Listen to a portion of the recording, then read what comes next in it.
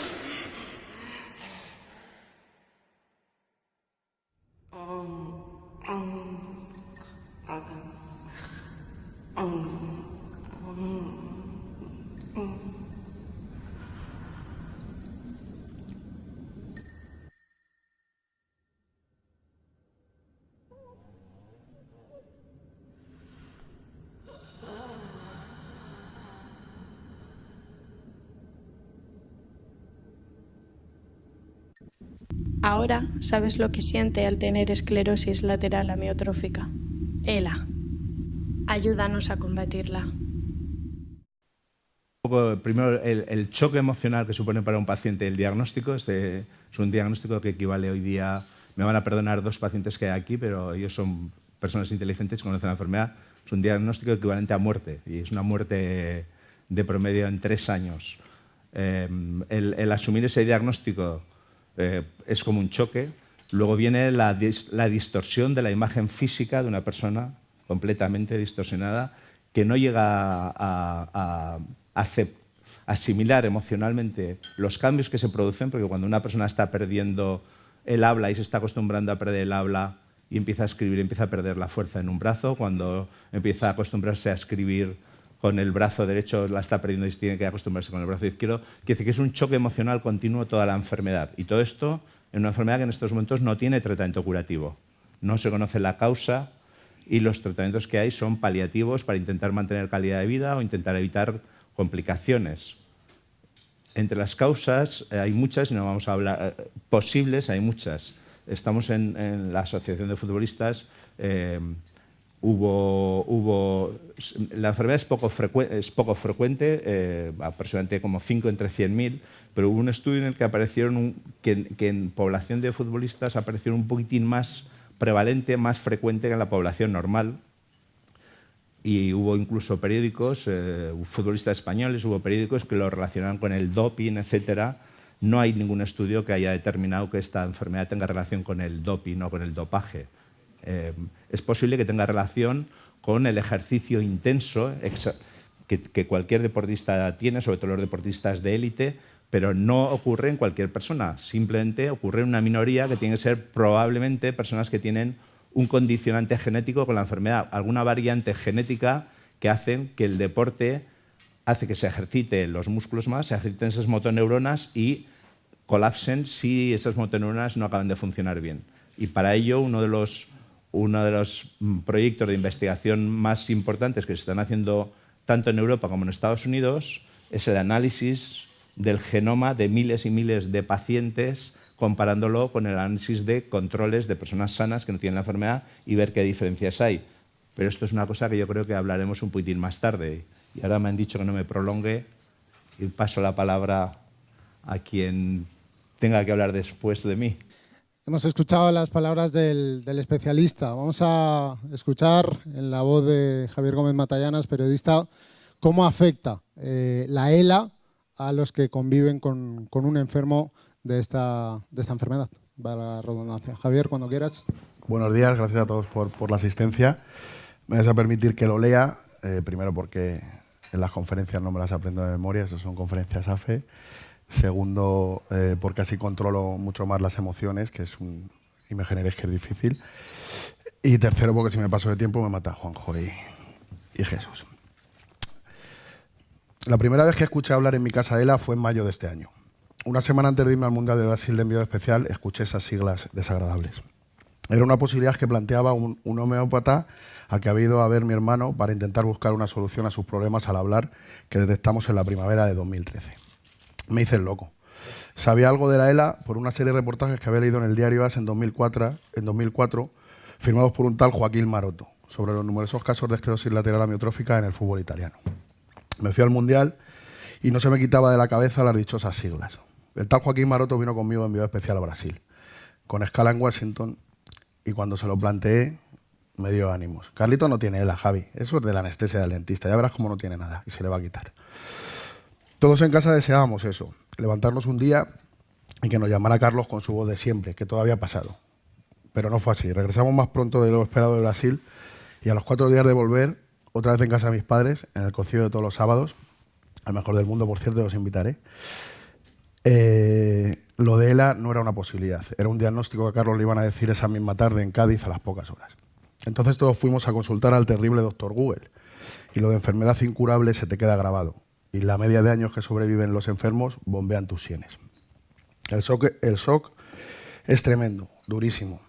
¿Por qué a nosotros? Porque a mi hermano, que no ha estado malo en su vida, tan solo ha tenido fiebre 2 veces, que es un tío fuerte, deportista, un jugador del fútbol, vamos, un chaval de puta madre. Cada miembro de la familia lo recibe de una manera. Mi padre, como siempre, mantuvo la calma. La procesión iba por dentro. Mi madre, destrozada, no quería que se enterara a nadie de momento. David, mi hermano el científico, que vive en Dublín, intentaba ser cerebral a duras penas. Gonzalo, el pequeño, el Little, tuvo hasta algún ataque de ansiedad. Y cuando vi llorar a mi mujer, que casi nunca llora, acompañándome en mi llanto, comprendí la gravedad. Mario, mi hijo de 6 años, no quería darse por enterado. Sabía que pasaba algo grave, pero hacía como que no pasaba nada. Como hacen la mayoría de los niños y muchos adultos que no quieren afrontar los problemas y se hacen los suecos. Los primeros días fueron muy dramáticos. Coincidieron con la muerte de mi amigo, el periodista Topo López, en un accidente de tráfico en el Mundial de Brasil. Hasta que vimos a Carlos unas semanas después. Aún se le entendía bastante al hablar entonces, y yo le conté todas las ideas que tenía para buscar fondos para la investigación. Un concierto, un partido benéfico, hablar con mis amigos del fútbol. Él escuchaba y nos dijo a todos del tirón: el dinero no es para mí, ¿eh? A mí igual no me da tiempo, pero quiero saber por qué me pasa esto a mí y a todos los enfermos de ELA. Quiero saber. En estos meses hemos montado un concierto benéfico por todo lo alto para el próximo 31 de enero. Un partido homenaje a Carlos, que ha jugado más de 15 temporadas al fútbol y ha hecho una selección de todos sus compañeros. Se ha retirado ahora en la Roteña. O sea, él ha jugado sin saber que tenía la enfermedad hasta el mes de mayo. Pues es un partido de fútbol que él va a hacer su selección el 26 de diciembre y la AFA ha montado estas extraordinarias conferencias por la condición de afiliado al sindicato de mi hermano. En estos meses del diagnóstico no puedo ser hipócrita y decir que no me vuelco en la búsqueda de la cura de la ELA porque mi hermano la padece Y sí, porque mi hermano la padece, mi objetivo vital es encontrar la cura de la ELA. La enfermedad más cruel y asesina que existe, cuya manera de matar no se le podía ocurrir ni al mayor psicópata de la Tierra. En estos meses en el mundo occidental, muchas celebrities y deportistas se han tirado un cubo de agua helada, y cuando empezó la campaña de concienciación y recaudación de fondos para la investigación de la ELA, nosotros bromeamos, porque en estos meses, como siempre, nos hemos seguido riendo mucho, y nos seguiremos riendo. Le decíamos a Carlitos: la Carlia, macho, pillas la ELA y media humanidad se tira un cubito de agua helada por ti. Al margen de la frivolidad del cubito, ha sido una campaña que ha servido para que se conozca esta enfermedad incurable. Tenemos esperanzas de que los más de 100 millones de dólares que se han recaudado en Estados Unidos con el Ice Bucket Challenge vendrán hacia Europa, como llegó el cóctel de medicamentos que permitió que los enfermos del SIDA dejaran de morirse. En España somos los que menos hemos recaudado de toda Europa para el Project Mind, el proyecto de investigación que luego explicará el doctor Mora.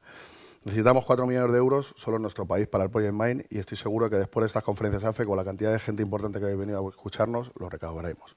Como dice Carlos, igual a él no le da tiempo, o que ojalá sí le dé, seguro que le da, pero hay que encontrarle una cura de la ELA.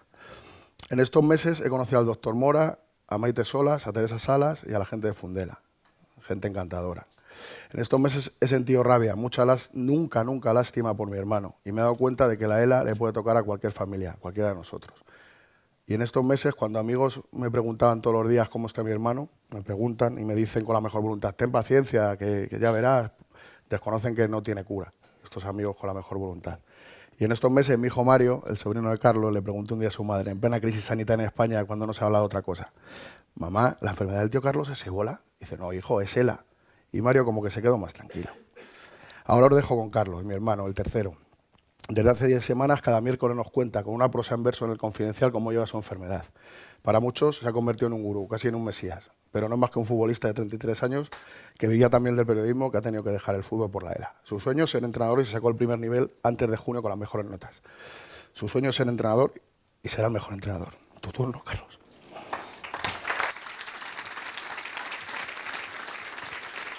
Muchas gracias, Javier.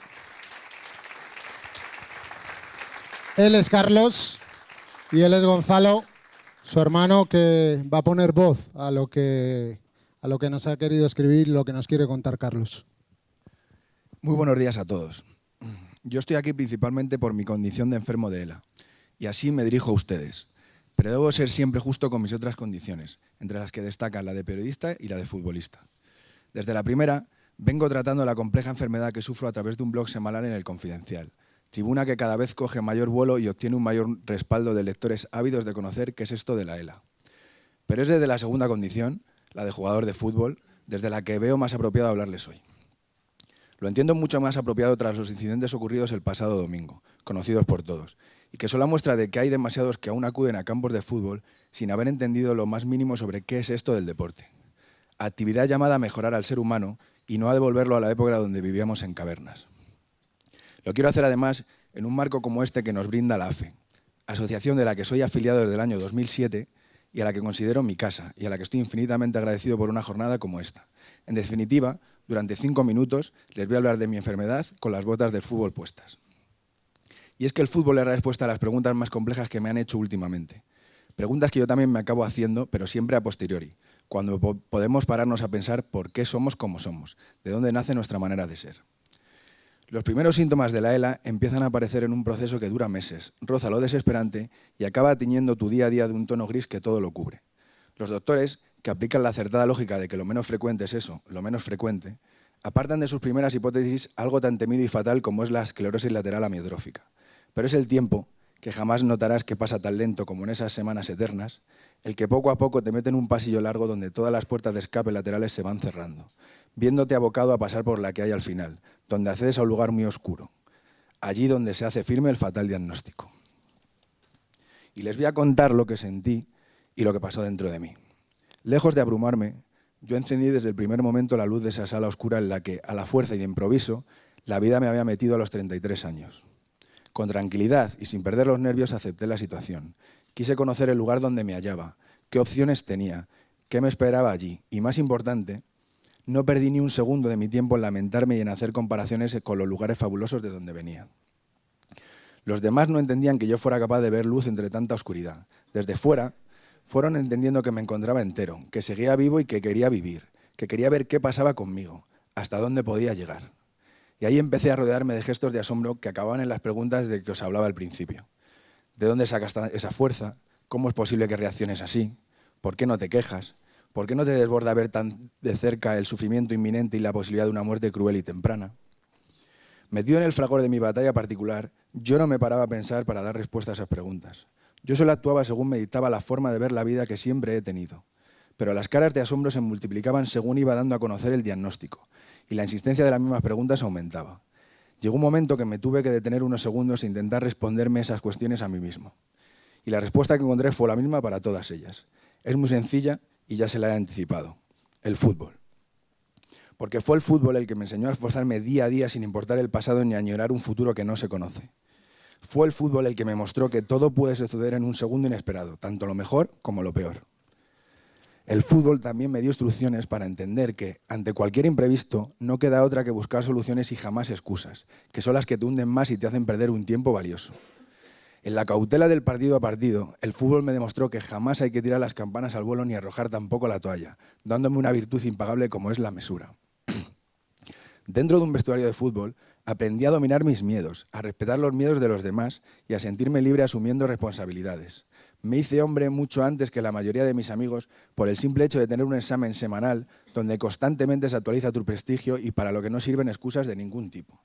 Y es que en el terreno de juego no hay árboles donde esconderse y acabas siendo muy consciente de qué has hecho mal o bien, por qué lo has hecho así y en qué puedes mejorar. Porque siempre se puede mejorar, no lo olviden, siempre.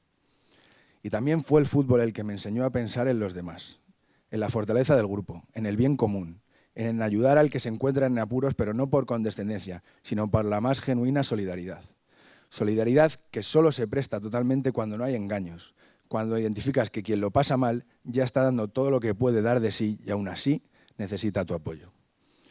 Y también disfruté compartiendo esfuerzos al lado de gente mejor que yo, sin que la envidia jamás apareciese, porque sencillamente los mejores me hacían mejor a mí. Y porque aprendí muy pronto que hasta los mayores cracks de cualquier disciplina acaban necesitando de la ayuda y comprensión de quienes les rodean para ser aún más grandes y poder aspirar a las cotas más altas. Y señores, por encima de todas las cosas, el fútbol me enseñó a soñar en mayúsculas, siempre con los pies en la tierra, pero soñar más allá de las nubes. Cuando tanto yo como mis seres queridos recibimos el pasado verano mi fatídico diagnóstico, fue algo así como encajar 3 goles seguidos a falta de 5 minutos para el final del partido más importante de nuestras vidas. Y yo simplemente reaccioné como lo habría hecho vestido de corto. Hice lo que he hecho siempre.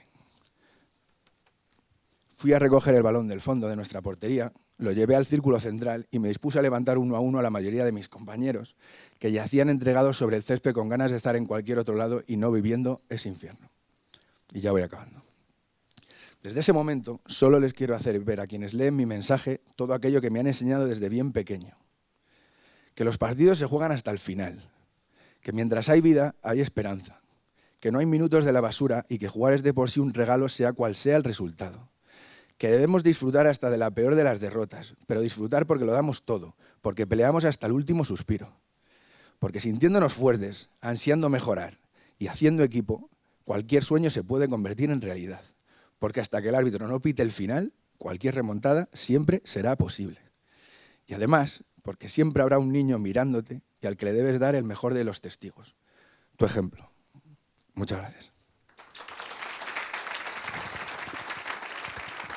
Muchas gracias, Gonzalo.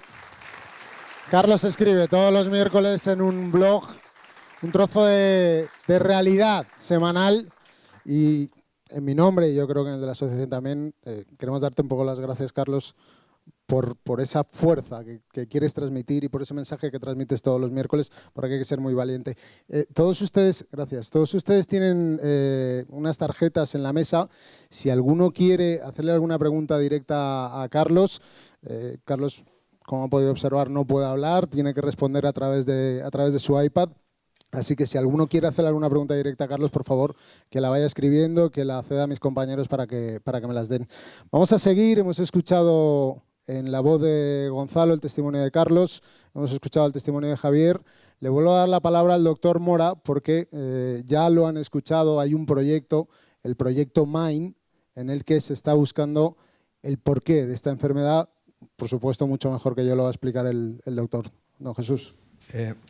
Vamos a ver, la clave en esta enfermedad, como en cualquier otra incurable, es la investigación. Y la investigación para dos ramas de la investigación. Uno, averiguar las causas y otro, conseguir un tratamiento. Hay veces que se consiguen tratamientos sin saber exactamente las causas, pero sabiendo la causa es más fácil conseguir un tratamiento. El problema de esta enfermedad, al ser tan poco frecuente, es que las autoridades sanitarias de cualquier país destinan un número muy limitado de fondos para esta enfermedad. Se destinan más pues, para otras enfermedades como puede ser el cáncer, el Alzheimer, etc., ¿no? Entonces hay fondos muy limitados para investigación. Y las empresas farmacéuticas también destinan unos fondos limitados pues porque el número potencial de clientes de ese nuevo fármaco es también limitado, con lo cual estamos en un bucle que esta enfermedad pues sigue sin saberse mucho de ella, ¿no? Por parte de los médicos y de los investigadores, tanto en Estados Unidos como en Europa, nos hemos planteado un estudio de investigación bastante masivo, grande, que no se puede hacer por parte de un equipo solo, de una persona o de un equipo de un hospital, sino que se tiene que hacer en una coordinación de muchos centros, y es un estudio genético. En esta enfermedad degenerativa, igual que en otras enfermedades degenerativas, nosotros pensamos que existen dos componentes para que una persona desarrolle la enfermedad. Uno es una predisposición genética. Hay personas que tienen una predisposición genética a tener diabetes o hipertensión. Seguro que hay personas que tienen una predisposición genética a tener esta enfermedad. Y lo otro son factores externos que, si se ponen en contacto con esa persona que tiene esa predisposición genética, pueden desencadenar la enfermedad. Por decir un ejemplo, sería una sustancia tóxica que esté en el medio ambiente y que la mayoría de las personas la procesemos bien, tengamos mecanismos genéticos para eliminar o desintoxicar esa sustancia, y en cambio esa persona, por una pequeña alteración genética o una pequeña malformación, no la procese bien y desencadene la enfermedad. Entonces el estudio consiste, es el proyecto MIND, que consiste en analizar el genoma de miles de pacientes. Inicialmente se pensó en 22.000 por razones económicas, de coste, y ahora se está intentando, como se han recaudado fondos en otros países a través de la campaña del reto del cubo helado, se pretende ampliar. Pero básicamente en Europa, en estos momentos yo creo que queremos analizar como 25.000. Parte de ellos son pacientes y parte son controles, personas sanas que no tienen esta enfermedad. El análisis del genoma y la comparativa al genoma, yo a veces lo explico como si fuera comparar dos campos de trigo que deberían ser prácticamente iguales, con pequeñas, mínimas variaciones. Pero si en un campo de trigo, digamos el de los pacientes, nosotros encontramos que por aquí hay una espiga que crece más de la cuenta, o una espiga está torcida, o hay una amapola donde no debería estar, etc. Entonces, ese es el primer paso, ver qué diferencias hay. El segundo paso del proyecto es esas pequeñas diferencias tienen algo que ver con el funcionamiento de la motoneurona. Y si tienen algo que ver con el funcionamiento de la motoneurona, ¿qué papel exactamente hacen en esa célula nerviosa que hace que esa motoneurona empiece a fallar en esas personas? Esa será la forma de averiguar la causa. Y eso además nos traerá tratamientos muy efectivos, porque sabiendo exactamente la causa podemos tratar la enfermedad de forma efectiva. Los tratamientos que hacemos ahora sabemos algunas alteraciones que hay en la motoneurona y damos tratamientos experimentales. En este momento hay uno en Europa, pero es un poquitín sin saber exactamente el punto clave, que es lo que nos hace falta saber para ser realmente efectivos en esta enfermedad. El proyecto MIND se ha financiado en varios países europeos, Holanda, Bélgica, Inglaterra, etcétera, con la recaudación de la campaña del cubo helado, pero aquí en España la verdad es que la recaudación ha sido muy pequeña y no ha habido suficiente. El análisis de cada genoma cuesta unos 1.900 euros y nosotros planteamos en España, hoy querríamos analizar entre 1.500 y 2.000 genomas. Y eso es simplemente lo que les quería decir sobre el proyecto MIND. Gracias, doctor. Está con nosotros también la bióloga, profesora de universidad, de biología celular en la universidad, doña Maite Solas, que además es la vicepresidenta de Fundela. Maite, tu turno, por favor. Bueno, pues quiero empezar dando las gracias a la Asociación de Futbolistas Españoles y a todo el que ha hecho posible que en esta primera conferencia se trate como tema monográfico la ELA. Hay dos cosas que yo creo que nos han quedado muy claras. La dureza de esta enfermedad y que no existe ningún tratamiento efectivo para curar o dar una solución. Nosotros pensamos que sí hay esperanza, y la esperanza se centra en la investigación básica para conocer la causa de la enfermedad y clínica en la búsqueda de estos fármacos.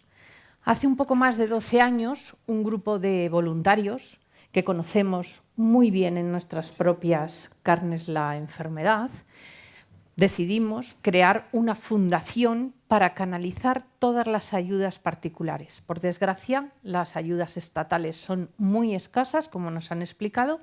Entonces, nosotros, a través de esta concienciación sociosanitaria, queremos canalizar todo este tipo de todas las donaciones para que vayan a proyectos contrastados, como es el caso que nos ha contado ahora mismo el doctor, pero tampoco nos queremos olvidar de pequeños grupos aquí en España, en donde hay una financiación estatal mínima. Entonces, por ejemplo, por contarlo en un caso más claro, se dota de material, se dota de poder extracciones, pero no se dota de un técnico que se encargue de ello. Entonces, ahí está Fundela también.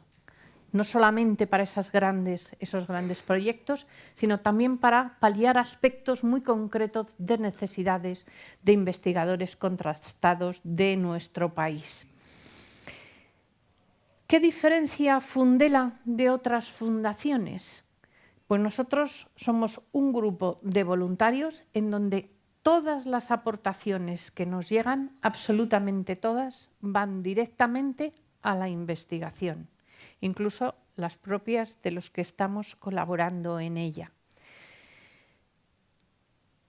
Ese es el papel fundamental que tenemos en la Fundación, si bien reunimos, por ejemplo, otros aspectos menores, como es el dar a conocer a toda la sociedad e incluso a profesionales todos los avances y todo lo que se está logrando en esta investigación. Y lo hacemos a través de un boletín científico, también hecho por voluntarios sin ningún tipo de coste, que a través de nuestra página web tiene acceso todas las personas que quieran entrar. Tratamos de que la Fundación esté abierta a todas las personas estén afiliadas, no afiliadas, porque nosotros somos simplemente eso, una fundación mantenida por voluntarios.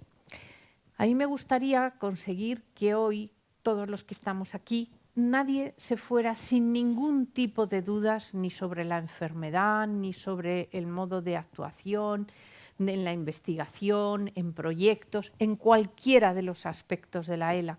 Por eso hemos sido tan breves y queremos que ahora podamos establecer un pequeño coloquio en donde todos salgamos de aquí convencidos de qué es la enfermedad y qué se necesita para poder llegar a través de la investigación a ese tratamiento efectivo. Y además, algo que caracteriza a esta enfermedad es que el tiempo va en nuestra contra. Jugamos contra reloj. Muchas veces las investigaciones, la mayoría de los investigadores decimos, bueno, hay que dar un tiempo, hay que dar un plazo. Aquí no le tenemos.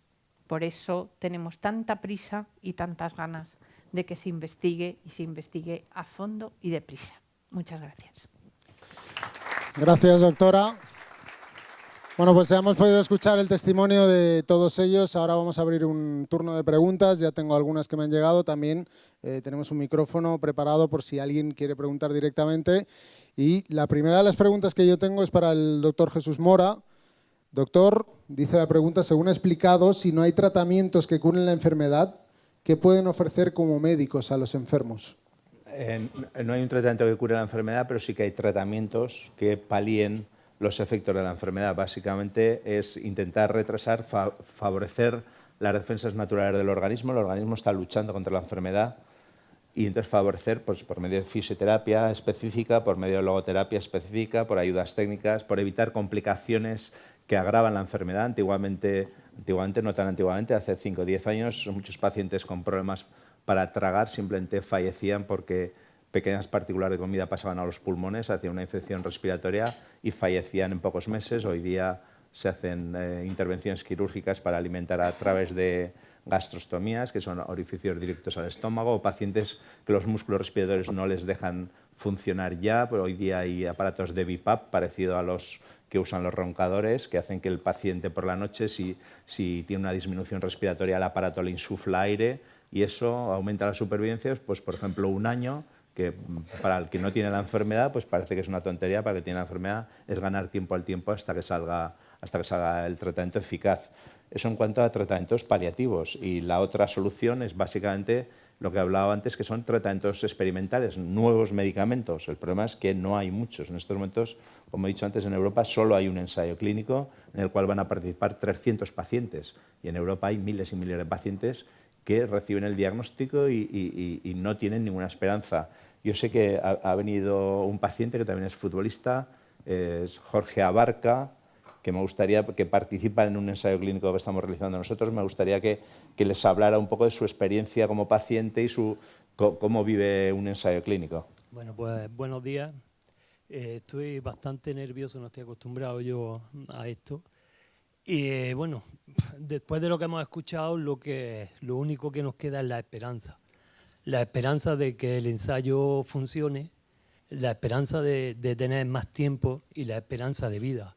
Vivir con esta enfermedad es saber el final de nuestra vida, es saber cómo vamos a morir, sabemos nuestro futuro. Entonces tenemos la esperanza con el ensayo de cambiar eso, de cambiar nuestro futuro. Tengo la esperanza de ver crecer a mi hija con 9 años. Total, esperanza es lo que me da a mí estar en el ensayo. Gracias. Gracias, Jorge. Vamos con más preguntas de las que tengo aquí en las tarjetas. Insisto, si alguien quiere hacerle una pregunta directa a Carlos, por favor que uno de mis compañeros se la recogerá y bueno, ahora pasamos el micrófono ahí también, pero tengo una pregunta para la doctora Solas. Es difícil, decir Solas. Todo el mundo tira para Solas, pues es Solas. Doctora, por lo que he leído en su biografía, usted tuvo a su padre enfermo. ¿Intentó buscar salidas diferentes en otros países o con medicinas alternativas? Sí, yo soy, como se ha dicho al principio, profesora de biología celular en la universidad, creo en la investigación, incluso antes de esta enfermedad. Y bueno, pues tenía un becario fuera en Estados Unidos, le llamé rápidamente, ¿qué podemos hacer? ¿Dónde vamos? ¿Qué hacemos? Y tal. Y él fue el que me puso en contacto y me tranquilizaron y me dijeron, no vengas, allí tienes una persona que se ha formado con nosotros y que tiene una unidad de ELA, acércate a él. Y él nos recibió, tengo que decir, con los brazos abiertos.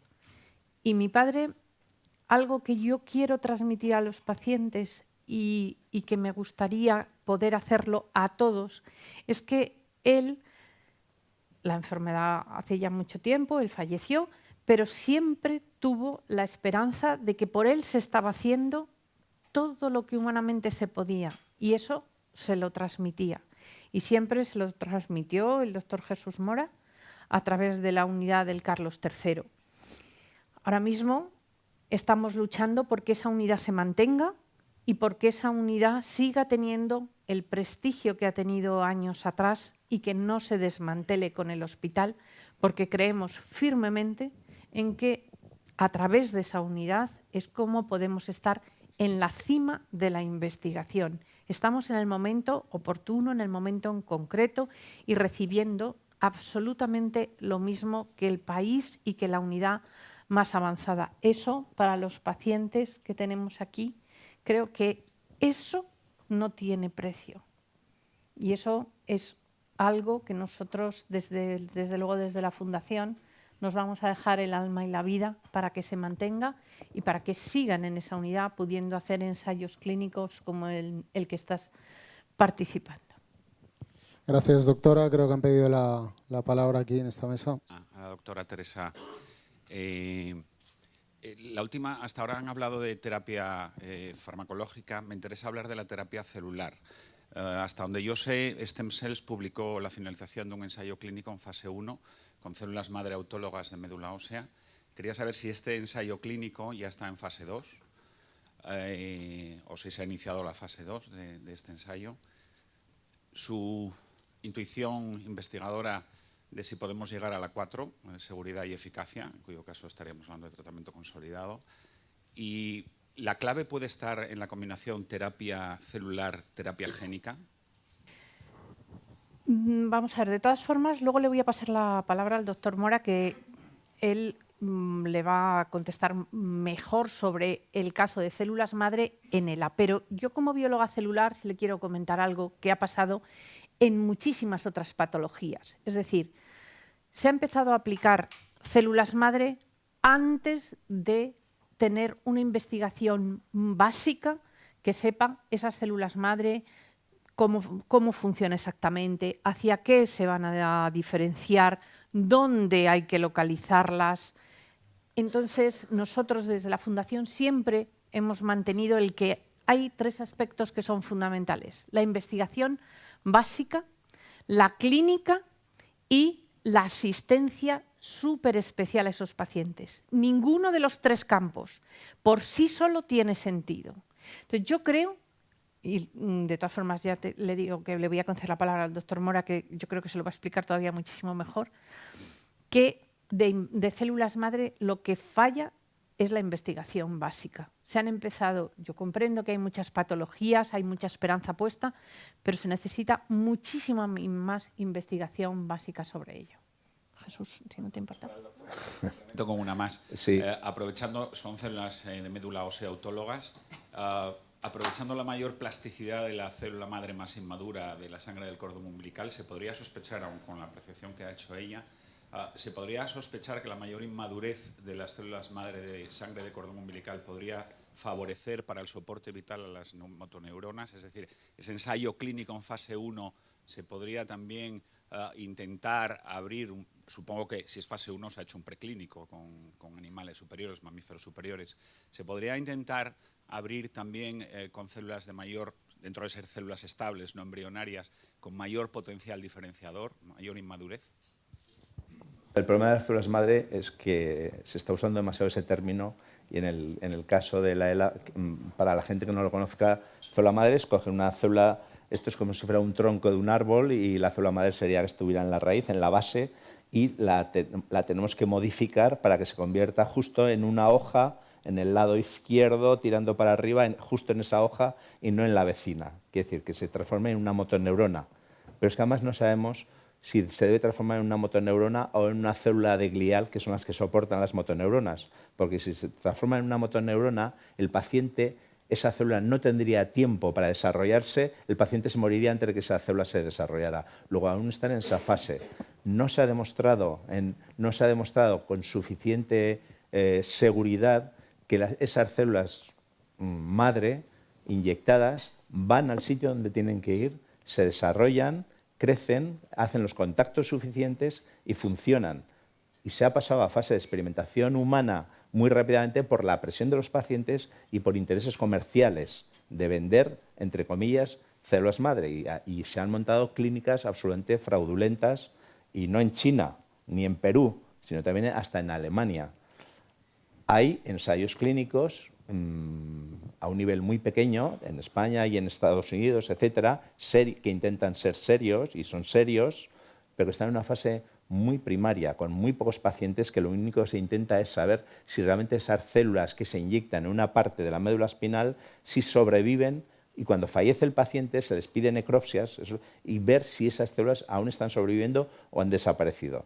El problema que tiene el tratamiento de la ELA con células madre es un problema técnico muy difícil. Partamos de la base que sabemos exactamente en qué célula queremos que se convierta la célula madre. Digamos que queremos que se convierta no en motoneurona, sino en célula glial. Vale. Pero el problema que tenemos es que la enfermedad afecta a una parte de la corteza del sistema, de la corteza motora, que es una zona muy extensa del cerebro, y luego afecta a toda una zona muy extensa de la médula espinal de arriba a abajo. Entonces, todo eso se tiene que llenar de células madre. Los experimentos que se están haciendo es inyectar unos cuantos millones de células madre en un nivel de la médula dorsal a nivel de 5 o de 6, esperando que esas células se muevan ahí mágicamente y que vayan a donde hacen falta. Eso no se ha demostrado que exista. Las células madre se pueden desplazar unos pocos milímetros arriba o abajo, con lo cual tú puedes mejorar el nivel donde has inyectado la célula madre 3 centímetros arriba y 3 centímetros abajo, pero no todas las células que están afectadas en la médula espinal ni en la corteza. Lo que se está intentando en Estados Unidos en plan serio es inyectar justo en 2 zonas del nivel cervical y en otra zona del nivel lumbar para que las células que tienen que ver con el movimiento de las manos y de las piernas aguanten. Pero realmente las células más importantes serían las que tienen que ver con el funcionamiento de los músculos respiratorios y las células de arriba, etc. No hay forma, no se ha encontrado una forma técnica de hacer llegar esas supuestas células benefactoras a los lugares donde se necesiten. Porque además, si se inyecta directamente en el líquido cefalorraquídeo, que es el líquido que baña a todo el sistema nervioso, que de allí podrían llegar, el sistema nervioso tiene una barrera de protección contra células extrañas y no las deja atravesar. Entonces hay muchas clínicas que ofrecen células madre que las inyectan en el líquido cefalorraquídeo, que le dicen al paciente, bueno, esto cuesta 10.000 euros y vuelve a ser dentro de 6 meses que le ponemos otra tanda de células madre. Eso es un fraude absoluto. Pues esas células no van a llegar en su sitio. O en otros sitios, no vamos a decir que le abren la cabeza, le vamos a inyectar unas cuantas células madre en la corteza y con eso el problema está solucionado. Eso es un fraude.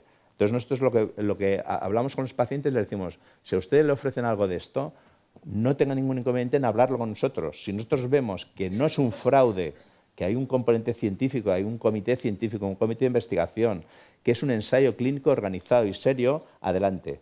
Y eso no le debe costar un duro, porque los ensayos clínicos no cuestan nada a los pacientes. Si a usted le cobran y no es un ensayo clínico, no vaya porque es un fraude. Entonces quiere decir que hay mucha historia detrás del asunto de las células madre. ¿Que será el futuro? Sí, pero ¿que es el futuro inmediato? No.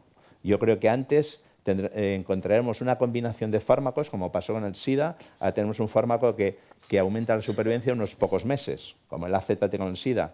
En el momento que sepamos un poco más de la causa de la enfermedad y tengamos un fármaco más efectivo, habrá una oleada de esos fármacos, como pasó con los retrovirales en el SIDA, y se frenará, se cronificará la enfermedad y ganaremos tiempo al tiempo. Y luego, con el tiempo más avanzado, vendrán las células madre. Gracias. Sí, lo vamos a dejar ya porque claro, a mí se me van a quedar 5 o 6 preguntas y tampoco quiero yo que nos alarguemos en exceso. Lo digo, el doctor Mora se va a quedar un ratito por aquí con nosotros, la doctora Solas también, Carlos también, Javier también, todos ustedes están invitados a estar un ratito aquí con nosotros, pero vamos a poner punto y final ya a este acto, dándoles las gracias, sobre todo a todos ustedes por apadrinar este acto, por querer estar con nosotros en este día, en esta primera conferencia AFE y sobre todo en esta primera conferencia que hemos querido ayudar, transmitir, divulgar, que todos conozcan un poquito más esto y que entre todos luchemos contra ella. Gracias a todos por su asistencia y muy buenas tardes.